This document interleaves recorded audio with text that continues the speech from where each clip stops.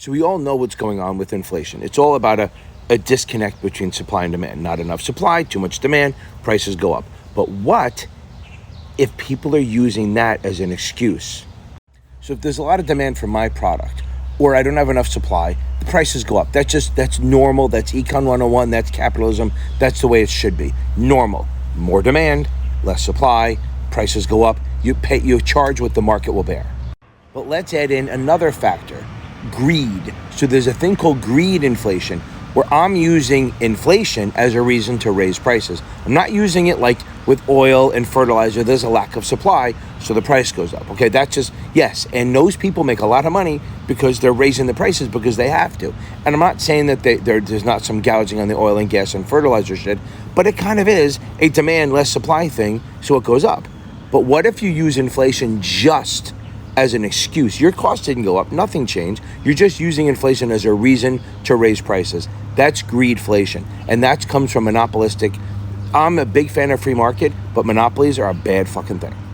So these companies that are not, it's not a supply and demand problem. It's just, hey, everyone else's costs go up, let me do it too. That's greedflation. So there are prices going up. There are definitely some industries or companies that are raising prices just to raise them. Their costs didn't go up, the salaries didn't go up, whatever it is, they're doing it strictly just to make bigger profits. That's greedflation.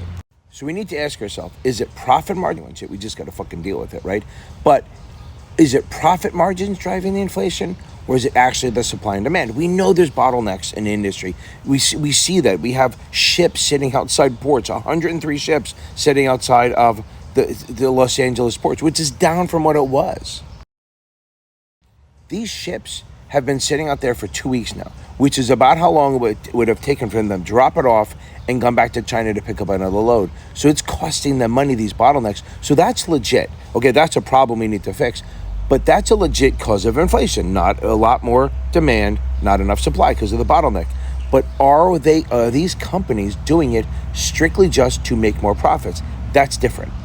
And the problem is, if it's a regular, just small company, well, yeah, if you were greedy and overdid your prices, then somebody would go somewhere else. But the problem is, a lot of these companies are borderline monopolies, so there's nowhere else to go. So you got to pay what they fucking tell you to, right?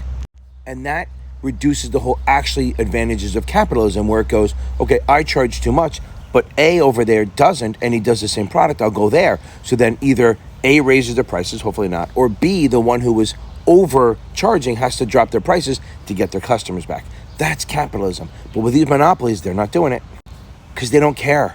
You're going to come to them anyway. So they're just going to drive their profits up and make you come to them.